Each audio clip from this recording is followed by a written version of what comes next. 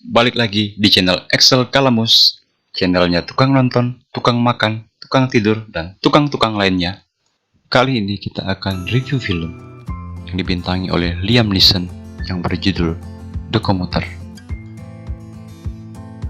Film ini bercerita tentang Michael McCauley, seorang suami dan ayah yang pekerja keras, yang berjuang untuk memberikan nafkah dan membiayai kuliah anaknya. Setiap hari Michael pergi bekerja dengan menggunakan kereta komuter. Michael adalah mantan polisi dan saat ini ia bekerja di perusahaan asuransi. Sesampainya di kantor, yang terjadi adalah Michael dipecat oleh perusahaannya tanpa alasan yang jelas. Michael yang malang hanya bisa pasrah, padahal ia butuh untuk tetap bekerja untuk membiayai kuliah anaknya dan kebutuhan hidup mereka. Setelah pulang dari kantor, seorang sahabatnya yang bernama Alex Murphy yang adalah seorang polisi mengajaknya bertemu. Setelah itu, Michael pulang seperti biasa menggunakan kereta komuter. Tetapi kesialan kembali terjadi. Handphone Michael dicuri oleh orang. Saat Michael sudah duduk di bangku, seorang wanita yang juga penumpang kereta datang menghampirinya dan ngobrol dengannya. Wanita yang mengaku sebagai seorang psikolog itu mengajak Michael untuk memainkan satu permainan untuk menemukan seseorang di dalam kereta yang seharusnya tidak ada di kereta tersebut. Dan bila berhasil melaksanakan tugas itu, ada hadiah besar, yaitu uang berupa $100.000. Mungkin kalau dirupiahkan 1 M lebih kali ya.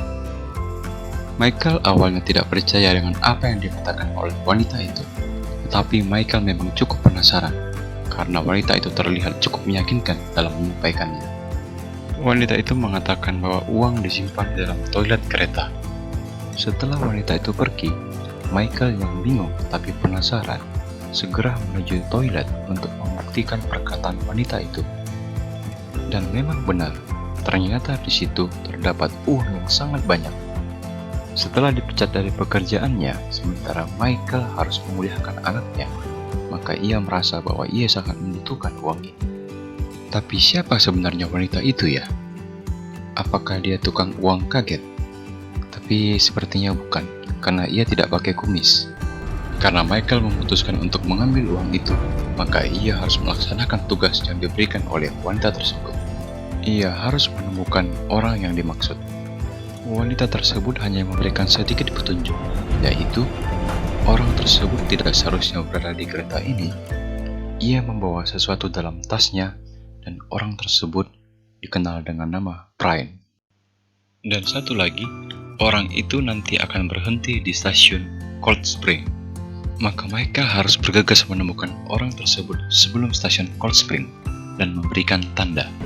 Sebenarnya Mike sempat ragu untuk melaksanakan tugas ini dan berniat untuk pergi saja.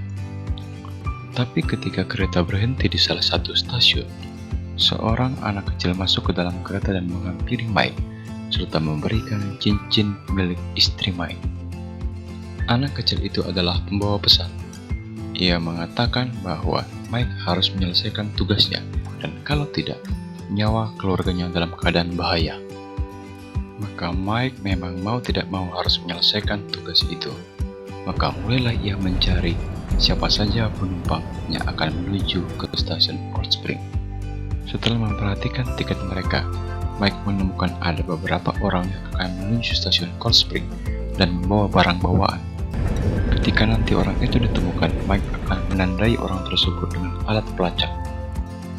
Ada beberapa orang yang memiliki barang bawaan dan kelihatannya mencurigakan, maka Mike berniat untuk melihat satu persatu isi barang bawaan mereka.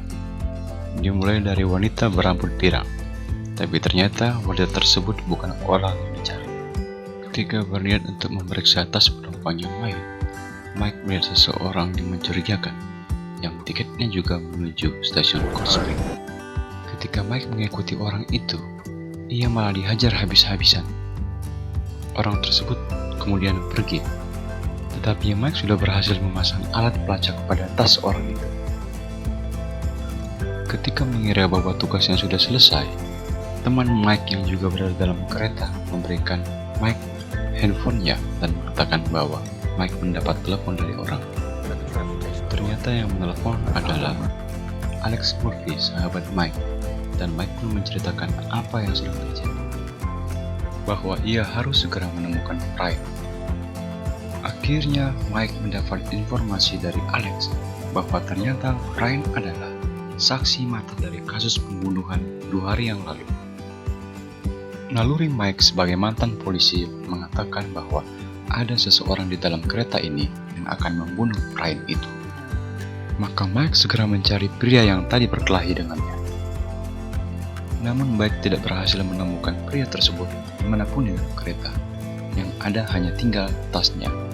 Kemudian Mike memeriksa tas pria tersebut dan ternyata isinya hanya pakaian. Lalu tiba-tiba ada suara handphone. Mike berusaha mencari dari mana asal suara tersebut dan membongkar bagian bawah lantai kereta. Ternyata di situ sudah terdapat pria yang tadi dan sudah dalam keadaan mati. Handphone yang berbunyi itu ternyata adalah handphone pria tersebut.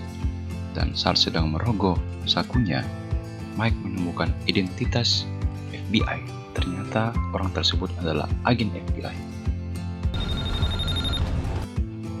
Ternyata yang menelpon adalah wanita asing yang tadi dan mengatakan bahwa Mike telah salah menandai orang.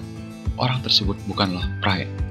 Ternyata ada seseorang di dalam kereta yang telah melapor ke polisi, sehingga saat ini polisi sedang mencari-cari Mike. Mike harus bersembunyi agar tidak tertangkap, dan ketika sedang berusaha bersembunyi, yang terjadi adalah tas Mike tersangkut dan semua uangnya terbang. Badan babak belur, uang raib, tapi tugas Mike masih belum selesai. Ia harus menemukan orang tersebut. Masih ada beberapa orang dalam kereta yang memiliki tujuan ke stasiun Cold Spring, dan salah satunya adalah Brian. Mike berusaha mendekati mereka satu persatu untuk mendapatkan informasi yang mana yang namanya Brian.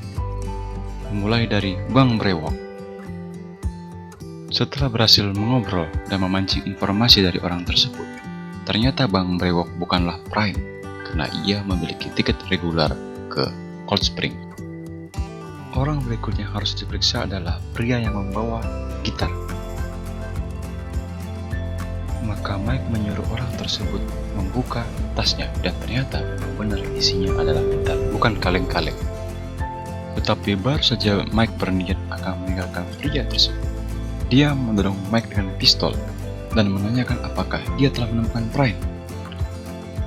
Ternyata pria ini adalah pembunuh bayaran dan ialah yang telah membunuh agen FBI tadi.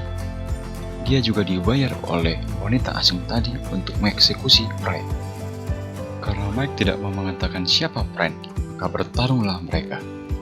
Dan beruntung Mike bisa selamat dari pria itu dan pria tersebut mati. Ketika wanita itu menelepon lagi dan menyuruh Mike untuk segera membunuh Brian, Mike tidak mau. Ini bukan lagi masalah uang tetapi masalah kemanusiaan. Ia tidak ingin membunuh orang yang tidak bersalah. Berarti tinggal 2 orang lagi yang kemungkinan adalah Brian, yaitu Mr. Songong dan si perawat.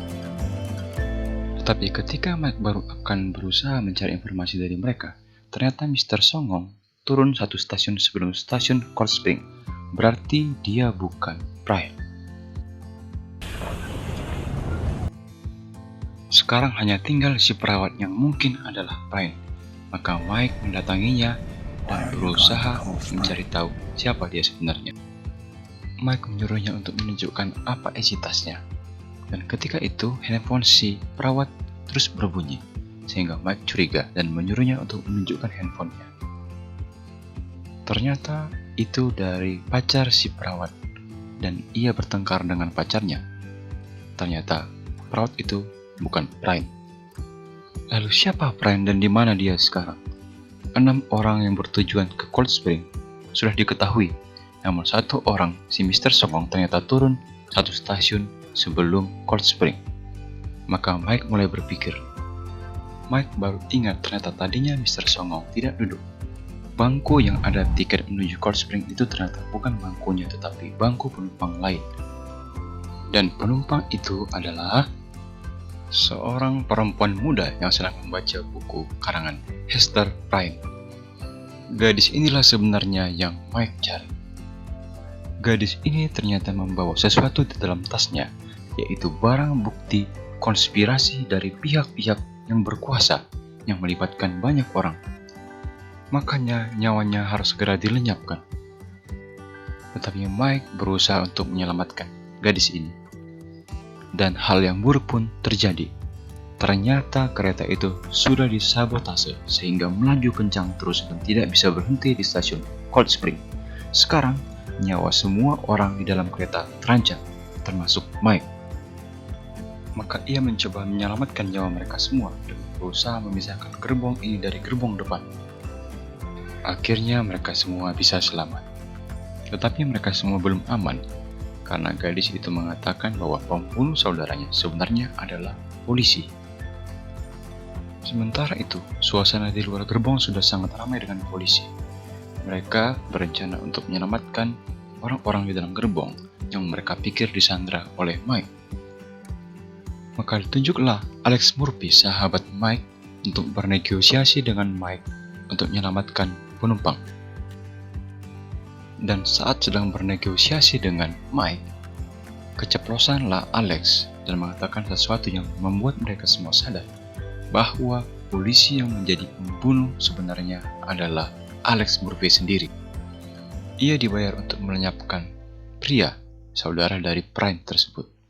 Dan sekarang ia berusaha untuk membunuh Prynne. Tetapi dengan kepintarannya, Michael berhasil membuat Alex yang tewas. Dan kali ini mereka semua sudah benar-benar aman. Keluarga Mike juga dalam keadaan selamat. Mike menjadi pahlawan. Di akhir film ditunjukkan Mike yang sudah kembali ke kepolisian menemui lagi wanita asing. Menarik untuk menyimak kelanjutan dari film ini di sequelnya, kalau ada. Itulah tadi review film The Commuter. Silakan like, comment, dan kalau kalian suka, tekan tombol subscribe. Kalau tidak suka, lama-lama juga suka. Sampai jumpa di video selanjutnya. Ciao!